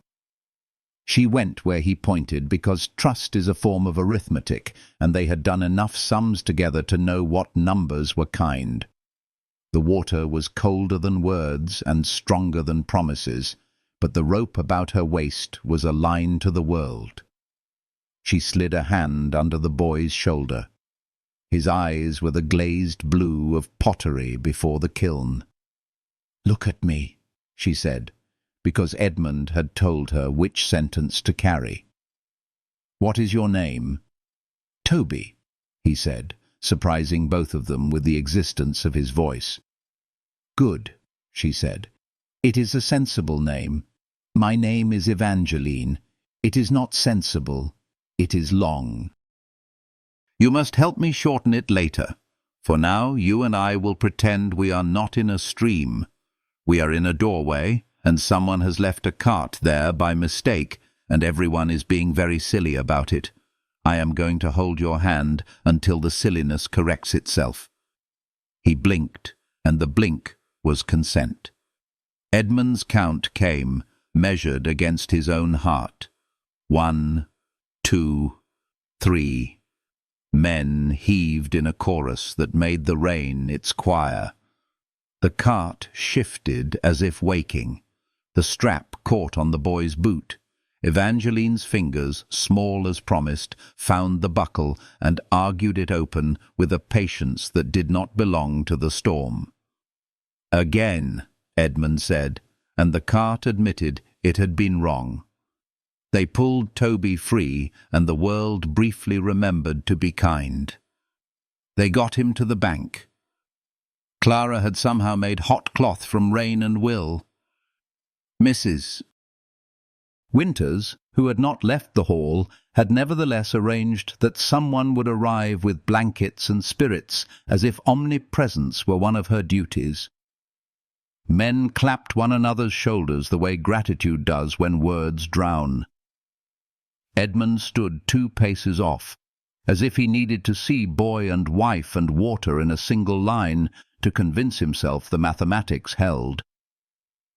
When Toby's coughing found a better rhythm, and his father's trembling turned into the ordinary tremor that comes after a catastrophe fails to insist on itself. The company began to reveal its embarrassment at having needed rescue. Edmund lowered embarrassment like a priest lowers absolution, without theatrics. "Next time," he said mildly to the father, "tie your load deeper and bring another man. We improve, that is all." They turned toward home in rain that had reduced itself to a fine needlework. Evangeline's clothes clung, making her bones feel like they had learned a tighter grammar. Edmund rode beside her, not speaking, because some silences deserve to be given the dignity of their own seat. At the stable, he lifted her down before her foot found the ground. His hands were warm through the cold. It made her dizzy, ridiculous, heady, 7-inch. She had the urgent, shameful desire to weep into his coat, simply because the world had obeyed a count, and a boy had been saved, and no one had died, that did not already belong to the past. In the passage between the stable and the house, where rain ran off the roof in strings, and the stone smelled of a poem no one had written yet, he caught her elbow, not to steady her, but as if he must hold a proof in his hand. "You were—" he began, and stopped, because men who have practiced economy with words can panic at the bill love presents. "Useful," she supplied, not rescuing him, but making a path he could walk without losing his pride. "Brave," he corrected, and the word landed like a jewel that had always belonged at her throat. Terrifyingly brave. "I was afraid," she confessed, and envied it. "But I have learned a trick. I speak as if the ending is already obliged to be kind." He touched her cheek then with a slowness that could not be mistaken for any other kind of touch, and the rain accidentally dramatized it by being everywhere else. "Stay," he said softly, and the word did not mean in the passage or even in the hall. It meant in the map he was drawing, in the life he had found himself stranded in and now, this hour, this storm, had chosen. They did not kiss there. Some moments are too exact to bear more decoration. They went in, were met by the household's tact worn like a uniform, were presented with blankets and brandy and silence, and did all the things that make shock behave. Later, hours later, when the house had begun to report the storm to itself in new, friendlier language, Edmund came to her sitting room with hair still damp and a coat that insisted on being unbuttoned because it had been asked too much today already. "I have been wrong," he said without preface, "about the door, about the mine, about the word protection, which I placed between us like a piece of furniture and then pretended we were not walking around. I asked if you were afraid of me because I was afraid of myself, of what grief made of me when it believed no one watched. You have watched, and the watching has not made me less, but more." Evangeline stood. The fire moved like a thought too grand to hold still. "Then you will let me stand with you when the clocks misbehave," she said, "and you will stand with me when the world mistakes kindness for weakness. And we will teach the house the difference between silence and peace until it cannot forget." He took a breath as if about to speak, and then, prudently, decided to act instead. The kiss was not a conquest. It was not even very skillful. It was the first notes of a melody they would spend long seasons learning properly. But it was honest and nearly solemn, and when they parted he did not step back. He rested his forehead against hers, like a man who has walked a great distance and found at last a wall that will hold his lean. "Evangeline," he said, and the name was not a plea or a praise, but a password they had both earned. "Will you, tonight, be not my guest, but my wife?" She could have made a joke to save them both from the enormity. She could have quoted Keats and ruined the moment with beauty. Instead, she answered the way brave people do when they are also wise. "Yes," she said, "and if fear attends, it will be a guest. It is not invited to remain." Outside, the storm finished instructing the Moor and went elsewhere to rewrite another sky. The house exhaled as if it had been allowed to put down a heavy plate. Somewhere, beneath so many feet of earth and decision, a door remembered it had once opened and did not resent the lock. In the chapel, Air learned her name in a new register, one that could be sung. The portraits, ungenerous by habit, accepted the small change in weather and decided to watch with less condemnation and more curiosity. They walked the last of the corridor together, a little apart, then closer. The kind of apartness that plans, the kind of closeness that does not announce itself, but persists. In the room that had been made for her comfort, which now would be remade by their consent, he lit no extra candles and offered no speeches where touch would translate better. He unfastened the sapphire and set it on the table as if there were no need to invite hard beauty into soft liturgy. He undid her hair and discovered, with a reverence that made her absurdly proud of her own skull, that copper is not a colour but an element, and that it conducts. When they lay later, not as victors but as survivors promoted to joy, the house took their joined breathing into its body. "It will remember," Mrs. Winters would say in the morning, to no one in particular, polishing a banister that had learned how to gleam more kindly. There has been a turning. And indeed, when the clocks misbehaved on the 20th, as clocks with long memories do, two people stood where one used to stand. The boy whose name they had said together did not answer, he was busy elsewhere, but the silence that came back was not empty, it was clean. Edmund looked at his wife and did not say thank you, because thanks is a currency, and what had happened did not deserve to be bought. He said instead, with a soft astonishment that might last a lifetime, "We," and found it strong enough to lift more than carts. Seasons turned, and with them the rhythm of Somerset Hall. The storm that had once tested their courage became only a memory folded into the timbers, and life, astonishingly, began to resemble something tender. Evangeline woke now without dread. The ring on her hand no longer felt like a shackle, but like a small circle of light she carried everywhere. Edmund, who had once walked like a man made of winter, now learned the awkward grace of spring. He was not suddenly untroubled. Grief never departs entirely. But he began to lean toward her as a tree leans toward sun, slowly, stubbornly, with roots still deep in stone, yet branches daring the air. They built their days deliberately, as if afraid time might dissolve if they moved too fast.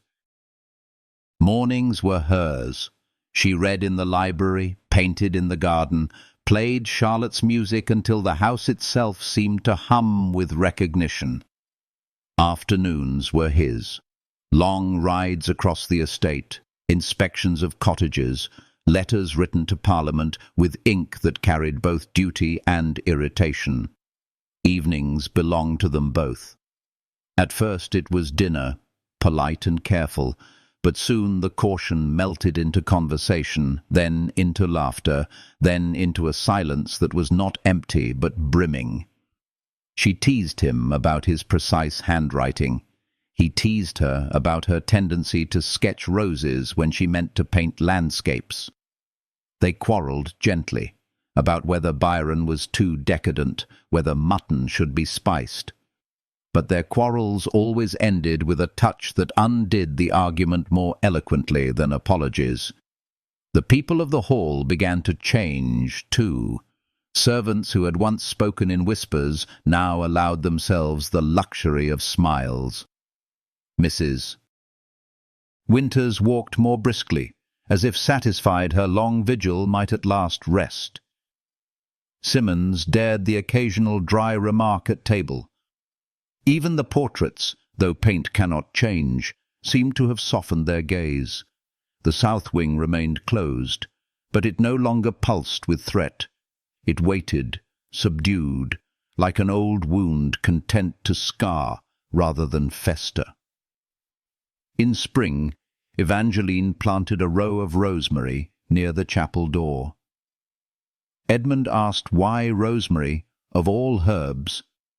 She answered, "For remembrance." He said nothing, but that evening she found her hair brushed smooth on the pillow, and a sprig of the herb laid there like a benediction. Summer came, and with it a fair held on the village green.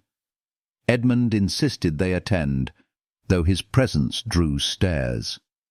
He walked beside his wife, not ahead, not behind, and bought her sugared almonds from a boy whose eyes widened at the coin pressed into his palm. When the fiddlers played, Evangeline tugged Edmund into the circle of dancers. He protested, stiff as a soldier, until she laughed and spun him once, twice, until his own smile broke free, and the villagers saw their duke laugh out loud for the first time in a decade. Autumn followed, the moor bristling with heather, the nights growing crisp. One evening, under a sky so full of stars it seemed to tremble with its own weight, Edmund brought her to a small stone building near the orchard. "This was Frederick's folly," he said quietly. "He meant to keep bees. I think you might make better use of it." Inside, dust and cobwebs surrendered easily to light.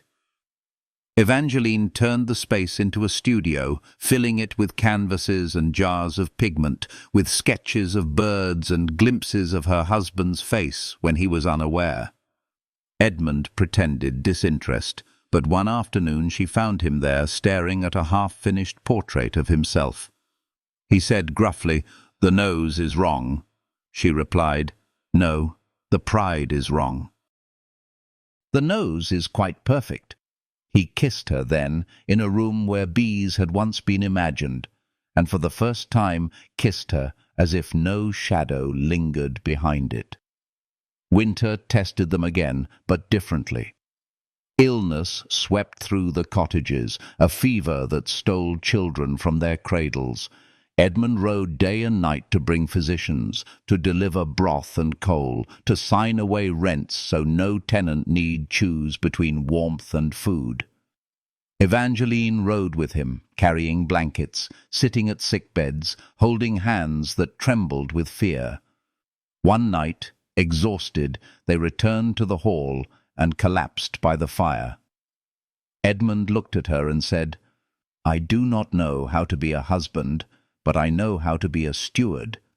And you—" He stopped, the words too large. She finished for him, softly, "And I will be steward with you."